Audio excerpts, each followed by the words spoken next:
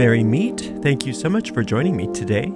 We are working a psalm spell today, and today we are working on Psalm 46. Now, Psalm 46 is one of the 5 contractual psalms, and even though each of these psalms has their traditional magical use, any psalm technically can be used for any purpose. But the 5 contractual psalms really embody that principle fully, and most people understand that work psalm magic, that those 5 psalms are truly all-purpose psalms. Even though the traditional listed purposes of Psalm 46 are to increase spiritual zeal or to settle quarrels, we can use it for whatever we need to. So if you don't know which psalm to reach for, if you go for one of the 5 contractual psalms, such as Psalm 46, you know that it will get you where you need to go in regards to whatever the problem is that you have brought to the psalms for healing. The way we work the psalm magic is very simple. We take the psalm in question and we recite it out loud once, all the way through without stopping, and this is known as an incantation. The next step in the formula is to go back through that same psalm and to take it slowly, verse by verse, and really consider all of the hidden meanings that we can find. And we see these as seeds of magic that we are discovering. And when we discover these magical seeds, through this searching and finding and then applying to whatever the purpose is that we have come to the psalm, we are in a real way tilling the soil of our deep mind and planting those seeds very deeply therein, where they take root and grow and bear fruit after their kind. And that's what we're going to do together right now with Psalm 46. God is our refuge and strength, a very present help in trouble.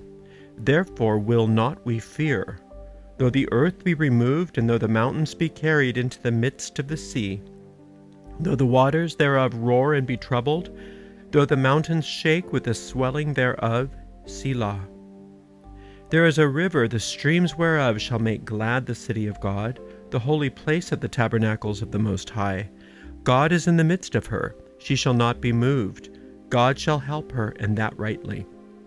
The heathen raged, the kingdoms were moved. He uttered his voice, the earth melted. The Lord of hosts is with us, the God of Jacob is our refuge, Selah. Come, behold the works of the Lord, what desolations he hath made in the earth. He maketh wars to cease unto the end of the earth. He breaketh the bow, and cutteth the spear in sunder. He burneth the chariot in the fire. Be still, and know that I am God. I will be exalted among the heathen. I will be exalted in the earth. The Lord of hosts is with us. The God of Jacob is our refuge. Selah. All right, wonderful. Now we're going to go back and work this magic. It starts out with, God is our refuge and strength. This psalm is not addressing God directly in this opening verse.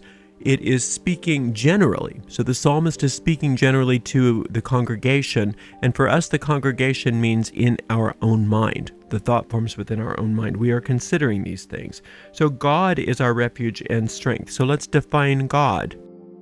God, if you look in the book of Genesis, God is Elohim. And Elohim is a gender-neutral pronoun. It's God as they. So God is pre-gender. God is not a masculine father god, nor is it a feminine mother goddess. God is pre-gender. And there's only one. There's one source. There's one force. And so this is the very force of life itself that's beating your heart, and that makes plants grow out of the earth and creates gravity and orbits of planets around a sun. So this is an eternal power that is only one. So God is our refuge and strength. So since there is only one, there's nothing to oppose it. There's nothing to thwart it. So if you want a refuge and a strength, you'd want the one power of the universe as your refuge and strength, not some little thing that you concocted yourself. So God is our refuge and our strength, a very present help in trouble. It's so nice to know that this force is very present. Think about God as the force of life itself. It's closer to you than your body.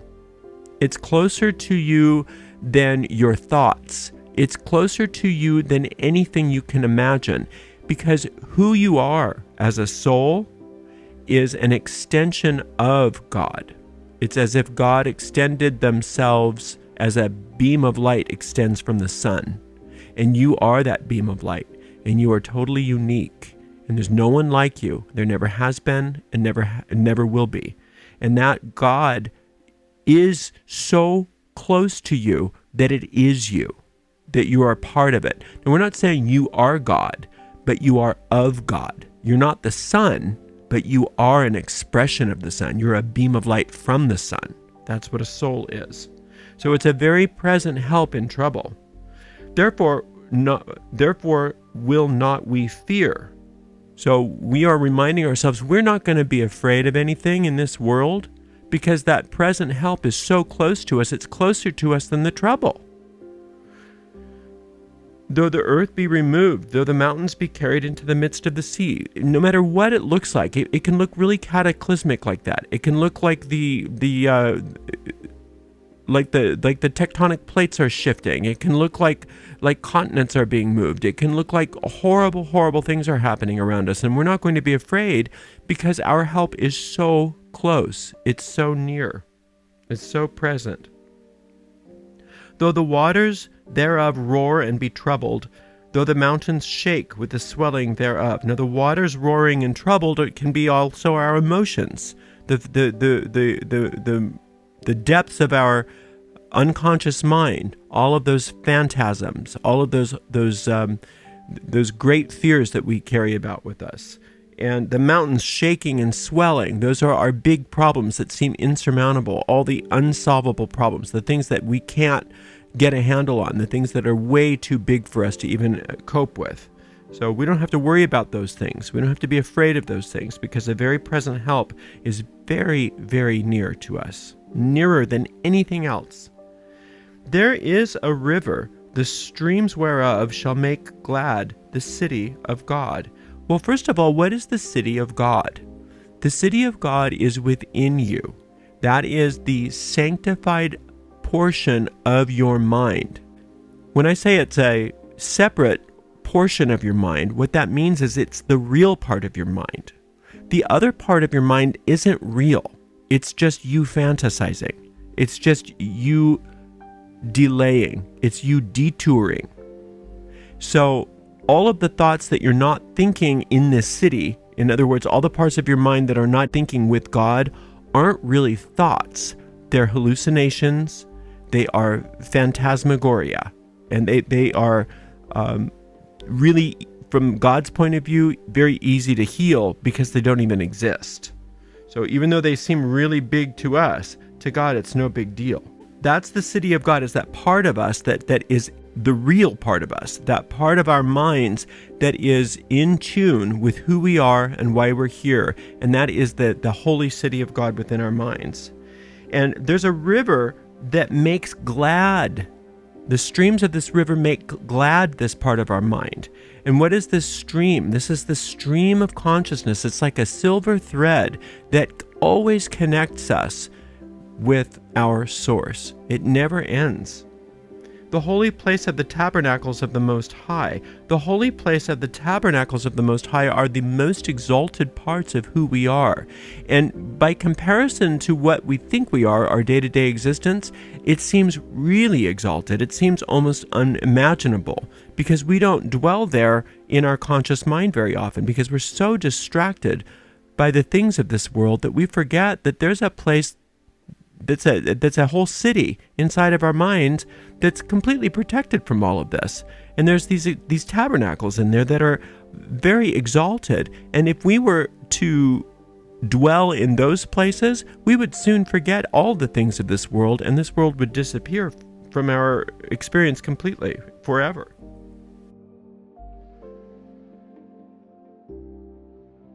God is in the midst of her. She shall not be moved. God shall help her, and that right early. So this city is God is in the midst of this city inside your mind. This is where God dwells in you. And God's going to help this city. This is God's going to help you early, meaning God knows the problem before you do. God already has solved the problem before you asked for help. It's a matter of you dwelling in this city. It's a matter of you knowing that this is where you belong, rather than turning to the world, turning to those other parts of our mind that are connected to the mortal world, those mortal parts of our mind. And no matter how much God helps you, you have free will. And so God will never violate your free will. So if you decide to dwell in other parts of your mind that, like I said, from God's point of view, don't really exist, God will just wait for you, because from God's point of view, you're just asleep. You're just sleeping and dreaming and fantasizing. So once you're done with that, then God's here for you, and God's help is ever ready. God already helped you. God already solved the problem. But until you wake up to that, God has to just be patient. And so that's what's happening is God shall help her, and that right early, meaning it's already done, but it's just a matter of you waking up to the fact that God's already taken care of whatever the problem is. And then once you do that, it says, the heathen raged, the kingdoms were moved, he uttered his voice, the earth melted. The heathen are the errant thought forms in your mind. Those are self-destructive thought forms. Those are the parts of us that are constantly going against our best interests. And you know that those exist. We all know that those exist, and they exist as self-destructive tendencies. And so that's the heathen, and they're going to rage when things get better. When God heals, the heathen don't like that. The heathen like you right where you are, and that's worried and upset and confused and broke and sick. And so when things start working out, the heathen will rage. You'll notice this happens. The kingdoms were moved. Now, this also can be very kind of frightening when you see these kingdoms in your life are the parts of your life that are well established, very well established. You take them for granted. They're just kingdoms. You know, they're your body, they're your relationships, they're your house, they're your circumstances, they're your habits, they're all of those things. Those are your kingdoms. Now, the kingdoms are moved once you work a psalm like this, meaning that you've asked for help, but you can't just get help in a specific way, because the problems that you're talking about, that you're bringing to the psalm, are not the problems, but symptoms of problems. So you have to allow God to heal the whole thing. And so when you start seeing the kingdoms in your life being moved, you just have to allow that to happen and realize that it's a positive thing, that change is good, even though we have been trained to think that change is bad or scary. The earth melted. So the earth is all of the concrete circumstances in your life. So when these things melt, you imagine your problem just melting. Whatever the problem is, it's just melting. Maybe it's fear. Well, the fear is melting. God melted it. Maybe it's debts. Well, those debts just got melted. You know, maybe it's some sort of physical disease. Well, that just got melted. Imagine that, noticing that the earth melts in the light of this. The Lord of hosts is with us. The God of Jacob is our refuge, Selah. So the Lord of hosts, in this case, think of the hosts as being angels. So God is like the commander-in-chief of an angelic army. That's an image you could use. Now, but this is a different kind of army than what we're used to here. This is an army that doesn't fight. This is an army that doesn't war, that has no battle. There's no battle against light and darkness. Darkness battles, but light doesn't have to. Can you imagine turning on a light in the room and saying, "Woof, I hope that light wins this time so that I can see, so that I can do what I need to do"? No, light just destroys the darkness because of its very nature. There's nothing personal. It doesn't go after it. It's not like it's going to take out its sword and battle the darkness. And so that's what the Lord of hosts is. It's the light that naturally overcomes any darkness. So that's with you. The God of Jacob is our refuge. The God of Jacob. Now, the God of Jacob is the God of that character in the Bible that represents you. You are Jacob. Jacob in the Bible was very flawed, had lots of character defects, personality problems, did a lot of bad things, generally had a good heart, but really, really was a victim to his character defects. And we all are. We're all like that. Now, in the story, his character defects were probably a lot worse than yours, but still, it's just a representation of that whole idea that we have our character flaws. Now, God didn't sit in judgment against Jacob and say, well, if you were a little bit better, then maybe we could talk. No, God just forgave him. God didn't hold any of it against him. And what did God do? He renamed him Israel. So now God is renaming you Israel. And Israel is that 3-syllable word that represents your higher self, your superconscious mind. That's Isis is Ra, and El, divine, of God. So that's you. You're masculine, feminine of God. You are a complete amalgamation of those 3 things. A child of God who has both male and female aspects. And that's who you are. And that's that, in the tarot, that world card, that's the divine androgyne, that's you. That's you. Your soul is a fully functioning soul. And you've been renamed Israel because of the God of Jacob. And that's your refuge, is your own, recognizing that God has your back because God created you as a soul, not as some sort of ego that's vulnerable. You are invulnerable. Come, behold the works of the Lord, what desolations he hath made in the earth. So behold the works of the Lord. To behold something is not just to see it, but it's to allow it to fully engross you, to encompass your being, to really be taken by it. So behold the works of the Lord. You know that the works of the Lord are there because they always solve your problem. All is well with the works of the Lord. What desolations he hath made in the earth. We want the desolations. You can't experience healing without change. So change is kind of a bottom line in this psalm. And so the desolations of the earth simply are recognizing that the form is changing and it needs to. So you're allowing that and you're beholding that and you're grateful for that. He makes wars to cease unto the ends of the earth. He breaketh the bow and cutteth the spear in sunder. He burneth the chariot in the fire. So the Lord, they are making wars to cease in your mind and in your affairs unto the end of the earth. So every single manifestation in your life, all the way through to the end of it, is now being, the wars are ceasing. There's no more battle. There's no more fight. All is well. You're in peace. And he breaketh the bow, cutteth the spear in sunder, and burneth the chariot. So all those implements of war that your ego has to try to keep you stuck, God's destroying those things. So it can't happen again. You can't have those problems anymore because God's destroyed the means by which you can be attacked again.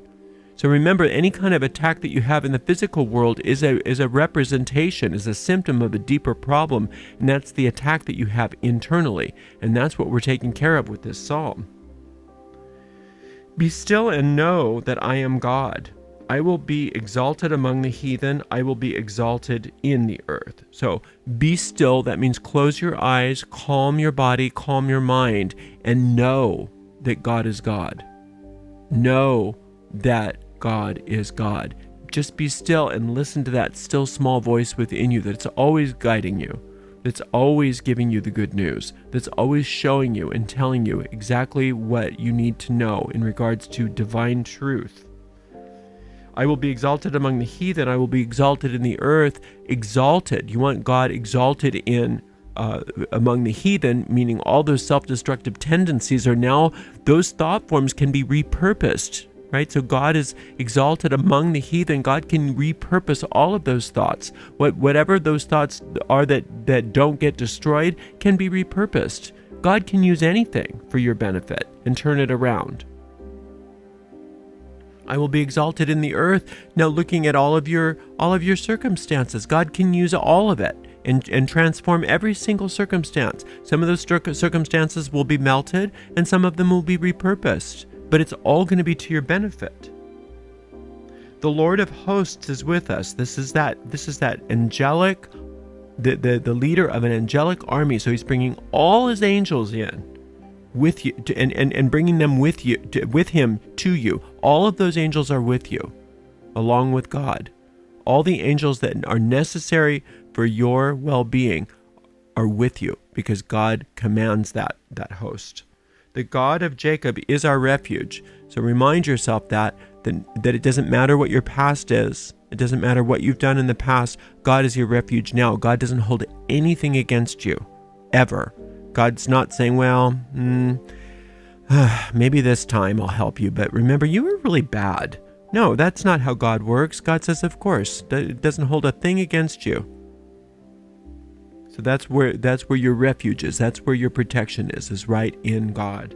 And then the end of it is Selah. And Selah simply means to think on these things, to take a moment and meditate, and to really let all of that sink in, to plant those seeds deeply into your mind and allow them to germinate so that they can bear fruit and start to experience things in your life that reflect these new thoughts, these new seeds. And so that's how we work these Psalms, and you keep coming back to that Psalm again every single day until you start having peace, true peace about the situation at hand, whatever you came to the Psalm for. And once you start feeling okay, like you have a certainty that it's all working out well, then you can stop casting the spells on that thing and go on to something else. And that's how you do it. Thank you so much for joining me today. I'm looking forward to working with you again. Until then, blessed be.